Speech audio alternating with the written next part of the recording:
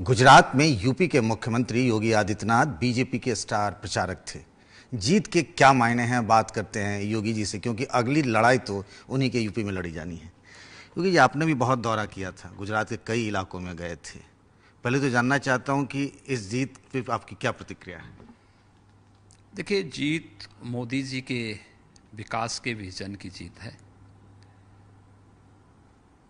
और जो लोग गुजरात में वहाँ के विकास का मजाक उड़ा रहे थे,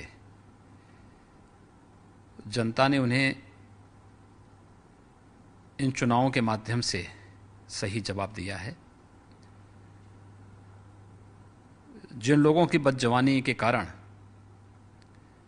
एक सामान्य शिष्टाचार को भी कांग्रेस ने भुला दिया था, जनता का लोकतंत्र में इसी प्रकार का जवाब उन लोगों के प्रति होता है।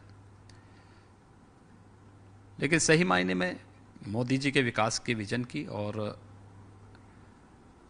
भाजपा के राष्ट्रीय अध्यक्ष श्री अमित शाह जी की चुनावी रणनीति का जो एक विराट अनुभव है, उसके कारण जीत मिली है और बहुत मायने रखती है। पूरे देश की राजनीति की दिशा को एक नया आयाम प्रदान करेगा। पर खतरे की घंटी तो बजी है ना, क्योंकि पिछली बार जितनी सीटें थी उससे बहुत कम रह गया, कांटे का मुकाबला था। आपको भी ऐसा लगा होगा। देखिए, गुजरात में जिस प्रकार से सभी प्रकार की फोर्सेस एकजुट होकर के बीजेपी के खिलाफ काम करने लग गई थी, मुझे लगता है कि उसको देख करके ये माना जा सकता था कि वास्तव में यह एक भारी चुनौती प्रस्तुत की जा रही है। लेकिन बीजेपी शुरू से ही विकास के एजेंडे को लेकर के और राष्ट्रवाद के एजेंडे को लेकर के आगे बढ़ी। एक सकारात्मक राजनीति जो प्रधानमंत्री जी की हमेशा से हो रही है कि हमें सकारात्मक दिशा में आगे बढ़ना चाहिए, और उस सकारात्मक राजनीति को भारतीय जनता पार्टी ने आगे बढ़ाया विकास के माध्यम से, राष्ट्रवाद के माध्यम से। अंततः उसकी विजय हुई है। जो लोग वहाँ पर वोटों को पोलराइज करने का प्रयास कर रहे थे और विभिन्न तरीके से सेंध लगाने का प्रयास कर रहे थे, जाति के आधार पर बांटने का प्रयास कर रहे थे, विभाजन की राजनीति कर रहे थे। और ये कोशिश तो सर आपकी तरफ से भी हुई थी, पाकिस्तान तक बात चली गई थी। देखिए, कांग्रेस के नेताओं ने जिस प्रकार की बातें कही थी और जिस प्रकार की उन लोगों के द्वारा बातचीत की जा रही थी, मणिशंकर अय्यर के यहाँ जिस प्रकार की बैठकें हुई थी और मणिशंकर अय्यर ने जिस प्रकार की भाषा का प्रयोग किया था, राम जन्मभूमि मामले की सुनवाई पर कपिल सिब्बल का जो रवैया रहा है और कांग्रेस के नेताओं के द्वारा जिस प्रकार की भाषा का प्रयोग किया जा रहा था, दूसरा जिस आधार पर गुजरात के समाज को बांटने का प्रयास हुआ था, एक बहुत सोची समझी रणनीति के तहत,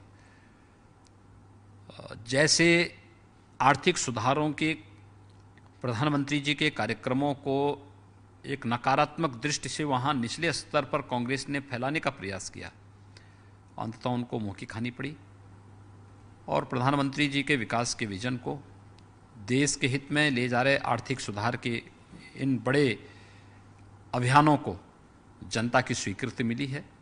और हम विश्वास के साथ कह सकते हैं कि आने वाले समय में ये कोई चुनौती नहीं रह पाएगी। अच्छा, ये जो अब अगला तो मान लिया जाए सबसे बड़ा चुनाव जो होगा वो लोकसभा का चुनाव है। आप यूपी के मुख्यमंत्री हैं, आपको नहीं लगता कि मुकाबला बहुत, इससे कुछ सबक भी सीखा होगा गुजरात के चुनाव से, और कितनी बड़ी चुनौती होगी लोकसभा?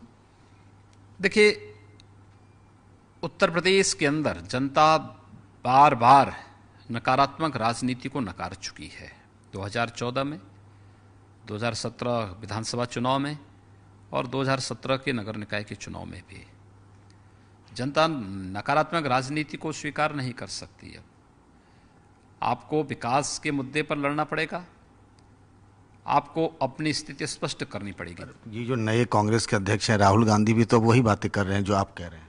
हाँ, राहुल गांधी के सामने विश्वसनीयता का एक भारी संकट है। दूसरा, जनता उन्हें गंभीरता से लेती नहीं है, क्योंकि हर चुनाव में उनका एक बदला हुआ चेहरा होता है। कभी वो कुछ बोलते हैं, कभी कुछ करते हैं। इसलिए जब जो व्यक्ति स्वयं में ही एक स्थायित्व नहीं ला सकता, तो स्वाभाविक रूप से पार्टी में और किसी स्टेट के लिए एक स्थायित्व देने का कोई एक प्लान है, कोई रोड मैप उनके पास हो, ये अपने आप में एक बेईमानी होगी। और इसलिए जो है, इस अवसर पर मुझे एक मानना है कि राहुल गांधी के आने से हम लोगों के लिए लड़ाई और आसान हुई है।